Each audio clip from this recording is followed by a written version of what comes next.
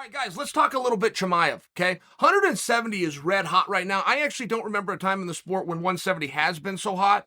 And in all fairness, it's very common when a big star goes away, that division doesn't recruit for a period of time. Talking George St. Pierre. The biggest draw, the greatest fighter ever, he leaves 170. What do? Well, years have gone by, but they've worked itself out because much like George St. Pierre was ranked number one pound for pound, now their current champion, Kamaru Usman, is ranked number one. So 170 is just red hot right now. What do you do with Chimaev? How the hell good is Chimaev? How do you prove it? How do you sell it once you make your hypothesis? Well, we don't know. We don't know how good anybody is. We just have guesses, and then we throw the boys in there under the unified rules, let them figure it out. We get surprised all the time. So how good is he? How sure are you? Because you got a red hot hand. You got a big draw that's very compelling. Not to mention more compelling in different parts of the world than North America. And he's over in North America. North America, what you guys know, what you guys see, is the last country that Chimaev is a star in. That's how big he is. He's huge in Sweden. He's huge in Dagestan and Chechnya. He's huge in all of the Eastern blocs. You have to take that into consideration. You have to take into consideration the politics behind the partners of Fight Island, where they love him. Nobody was more disappointed, in all fairness, except more than that part of the world when Khabib left. And remember how disappointed you were? I'm sharing with you your emotions to be tied in to somebody from this region when you're doing business with partners. There's politics that are good for Chimaev, but what do you do with them? Because if he's not as good as you think he is, you only get burned once.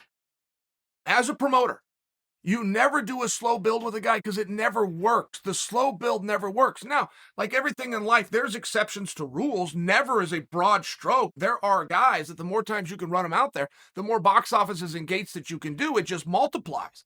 Conor McGregor, when they brought him up slowly, Conor was ready for the belt long before he fought for it. But why?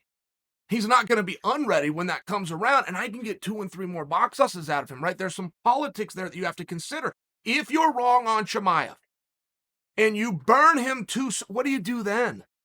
You throw him back into the spot he is now, which is a potential contender, except you don't have the same excitement and enthusiasm because you already put him in for the belt and he came in second. I mean, right, it's one of these things. You got to be careful how you play it.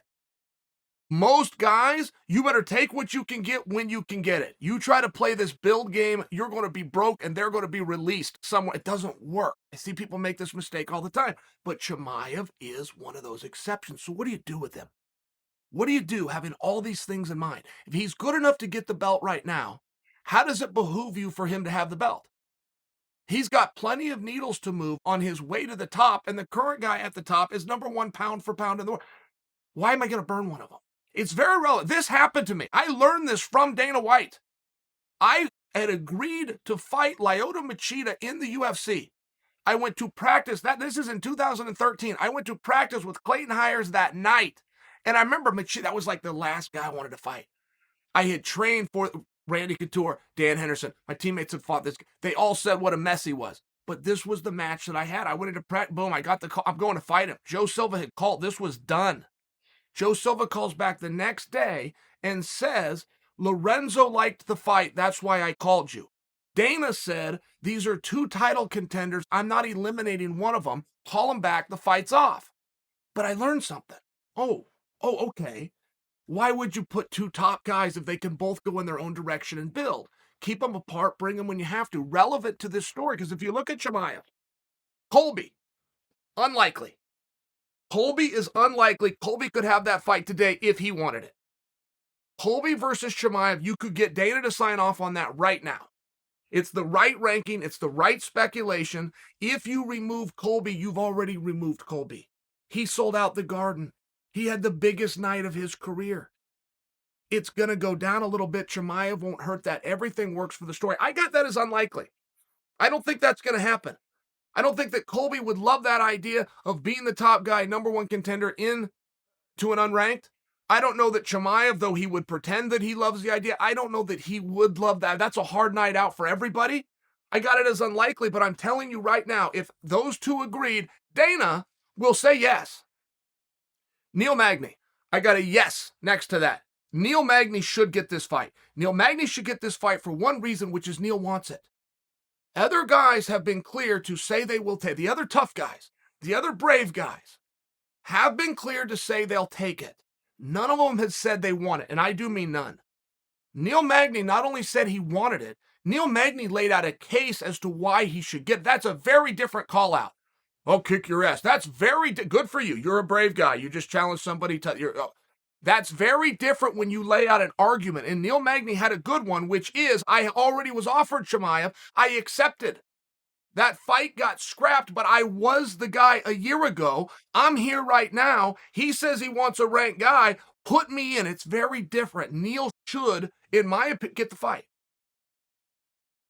This is no. Gilbert Burns. No. Gilbert Burns and Chimaev. If you hear that anywhere, do not support it. Do not get behind that. Do not retweet it. Do not post it. Kill it. You owe that to Burns. Somebody has to jump on the grenade that is Chimaev. How good is he? How good is he not? What's real? What's not? Let him figure that out. But somebody's still jumping on a grenade of taking on a very good prospect. I think we can at least agree he's very good. The people want him to be the number one contender. The people know. You guys know what you're looking at. We just don't have the power. We don't have the power to make it happen. We know what we're seeing. We're seeing something special here. But with that specialness, there's not a ranking. He is not a top 10 guy. And don't forget, the top 10 is not the top 10. The top 10 is to somebody who doesn't understand how rankings work. You have a top 10 and then you have a top 5. They are not in the same category. Top 10, 6 through 10 will fight one another, and maybe you'll sprinkle somebody in the top 15. Top 5 are only fighting top 5. The number 3 guy is not fighting the number 8 guy. It's very important that you understand how these rankings work, and people don't. Gilbert Burns has earned that spot. Somebody's going to have to jump on the grenade. Gilbert Burns has done enough favor. It should not, at this point, be Gilbert. If Chimaev is as good as the people think he is, and someone's going to have to be a stepping stone along the way, it should not be Gilbert. Not right now. Gilbert's done enough of that. Gilbert's phone has rang enough times to do a job that nobody else had the balls to do. Do not support that fight. Do not get behind that fight. Do not re-mention that fight. Not right now. Gilbert deserves to not be the guy that is a potential, right, stepping stone. Neil Magny should have the fight. Colby could have the fight. If you have other suggestions, I'm wide open. But please don't tell me Nick or Nate Diaz. Please don't. Because what you're really saying is you want to see Nick or Nate Diaz, and so do I. I want to see them really bad. But who they're against, rarely is this statement true, but it doesn't matter as much. We want to see Nick and Nate Diaz. It's not we want to see Nate against this or Nick against this guy. So let's start thinking a little bit more realistic. Let's start thinking within those rankings. Let's start understanding somebody's going to have to step forward. It has been Gilbert Burns 4 times that I could name off the top of my head. Don't call him right now. It's not right. Let's give Colby a minute, who just got his heart ripped out and was this close to being a world champion. Let's give him a minute. And above everything, why is everybody stopping Neil Magny? I can't remember the last time we as a community did anything for Neil Magny. Can't remember the last time anybody supported one of his tweets or supported one of his ideas. He comes to you, the community, one time, and he's asking for a very difficult fight that will have huge reward. There's a big upside. Neil Magny has the skills and the courage to take the risk.